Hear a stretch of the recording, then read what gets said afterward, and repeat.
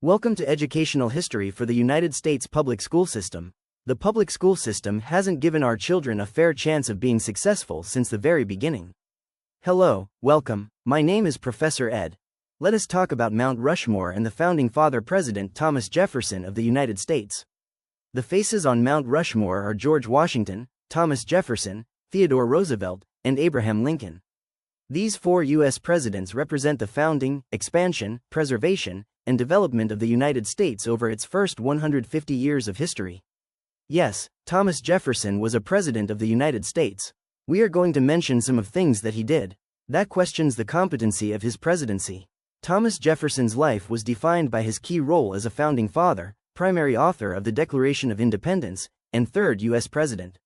He was a driving force behind the Louisiana Purchase, founder of the University of Virginia, and proponent of democracy and natural rights.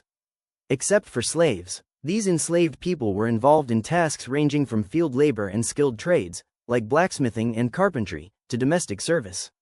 While Jefferson's will freed 5 enslaved individuals from the Hemings family, including his own sons Madison and Eston Hemings, the vast majority of the people he held in bondage remained enslaved.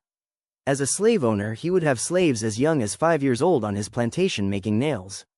As was his mistress was a slave and he had children with as he was married to his wife, Martha Skelton Jefferson, née Wales, October 30, 1748 to September 6, 1782, was the wife of Thomas Jefferson from 1772 until her death in 1782. Owned over 600 enslaved people over his lifetime, the most of any American president, which stands in stark contrast to his advocacy for universal rights. A hypocrite looking for humanity's redemption. His legacy also includes the complex and contradictory reality of being a slave owner. Louisiana Purchase was an increase for the new forming United States. The heavy cost from the loss of life was heinous, but portrayed as acts of bravado at any means necessary. So many native Indians were displaced and killed. Life at Monticello, the life and times, the access to influential people, land management, slave management, and all of it in support of financial freedom. It had its cost to human life and excesses not known by the common man or slave.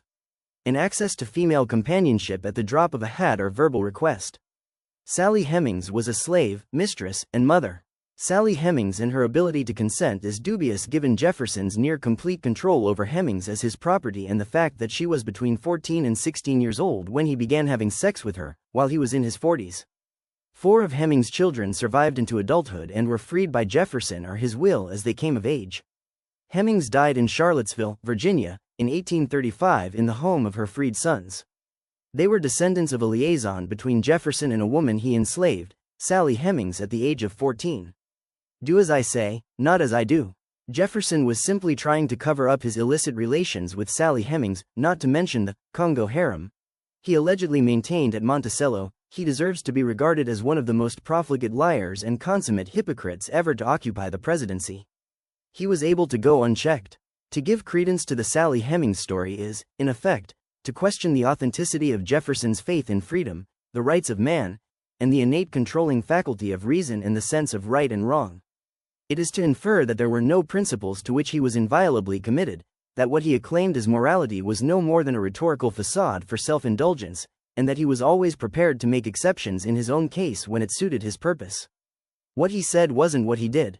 In short, beneath his sanctimonious and sententious exterior lay a thoroughly adaptive and amoral public figure, like so many of those of the present day. Even conceding that Jefferson was deeply in love with Sally Hemings does not essentially alter the case. Love does not sanctify such an egregious violation of his own principles and preachments and the shifts and dodges, the paltry artifices, to which he was compelled to resort in order to fool the American people. Why is he celebrated? This isn't taught in U.S. schools. The evidence of his treachery is shown in his character. So why is the evidence of his cruelty and human subjugation not subject matter in U.S. public schools? Please like and subscribe. Watch the other videos of Founding Fathers. There is so much to learn that isn't being taught. Become more by sharing our videos and participating in holding your school board, schools, and teachers accountable.